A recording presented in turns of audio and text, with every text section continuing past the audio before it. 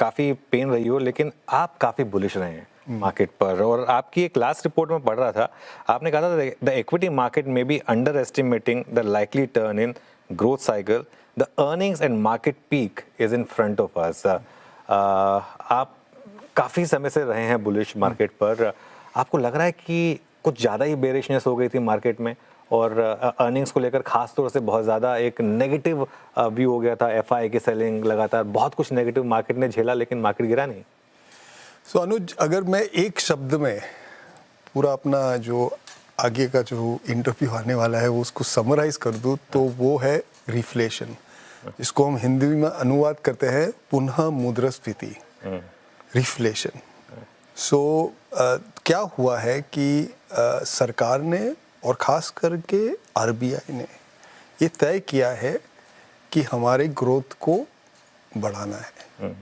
और उसके विरुद्ध अगर आप काम करोगे तो बहुत पछताओगे। यू नेवर, अंग्रेजी में कहा जाती है, you never fight the central bank. तो अभी सेंट्रल बैंक को अगर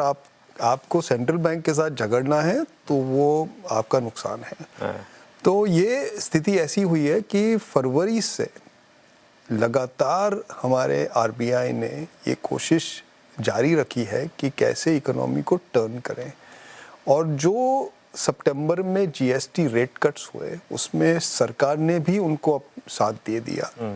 और अक्टूबर में जो पॉलिसी आई उसमें रेट कट नहीं था लेकिन काफ़ी कुछ डीरेगुलेट किया लोन ग्रोथ को बढ़ाने के लिए। तो आज स्थिति ये है कि लोन ग्रोथ जो पिछले कई महीनों से 9-10% के आसपास चल रही है वो बढ़ के 12-13 हो सकती है अगले 12 महीने में, और उससे लेके जो अर्निंग्स ग्रोथ जिसकी आप बात कर रहे थे जो 3-4-5% चल रही है, जो इंडेक्स आप पकड़ो उस हिसाब से वो मेरा ये मानना है कि 15-20% पे आ जाएगी। ये जो आज निफ्टी का लेवल है उसमें 15-20% ग्रोथ है, मेरे हिसाब से नहीं है।